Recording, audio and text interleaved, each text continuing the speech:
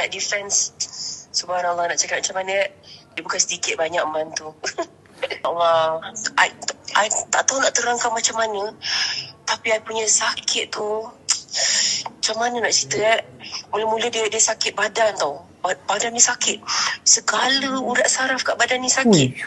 So seminggu tu sakit teruk. Seminggu sakit teruk. Lagi seminggu tu memang lemah. Bangun tidur, bangun tidur. Macam tu. So bila hari pertama kena, last 3 weeks tu yang I ingat sangat hari Ahad. Sebab time tu macam-macam appointment, nak jumpa orang lah, nak apa semua. So macam badan rasa lemah, sakit. Lepas tu tiba je. Hari yang kedua tu dah start panas badan, 3 hari demam. Lepas tu kita ni ada asma pula. Kena semput, sesama, batuk, dada penuh dengan lendir. Nasib baik kat rumah Linda memang ada nebulizer tu. Memang I ambil apa semua. And then cirit, muntah, krem perut. Semua tu, semua orang lima cakap apa penyakit, semua ada time tu. Time tu dah tak tahu tau nak minta macam mana pertolongan kan, sebab dah lemah sangat. And then alhamdulillah lah suami jaga. Dia buatkan sup tulang lah, dia belikan air kelapa lah, apalah semua kan.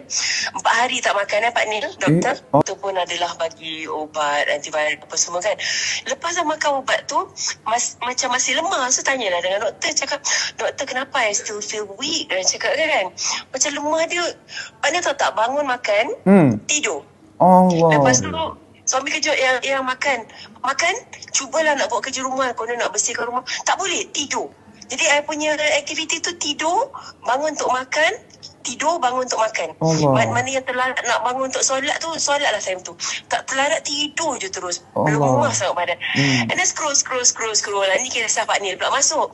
Ada satu video kita tak tahu, kita tengah sakit kan, jadi kita tak tahu video yang mana. Intro Pak Nil cakap pasal influenza. Ya. Bila Pak Nil cakap je, I macam, alamak ni, macam nak minta tolong tau, nak minta tolong macam apa ni.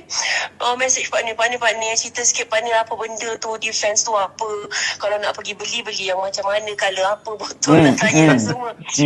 Tapi alhamdulillah Pak, memang dia, doktor pun cakap memang 7-10 hari nak re-energize, nak apa, bertenaga balik Tapi bila ada vitamin masuk dalam badan, sebab kita tahu benda tu bagus dan sedap. Bila vitamin dah masuk dalam badan, okay, dia yang bukan doktor cakap nak kena re-energize, makan masa kan.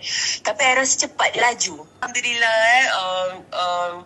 tak tahulah nak cakap macam mana. Dia bantu Allah dorongkan kan. Nak tanya pada Pak Nil. Yelah.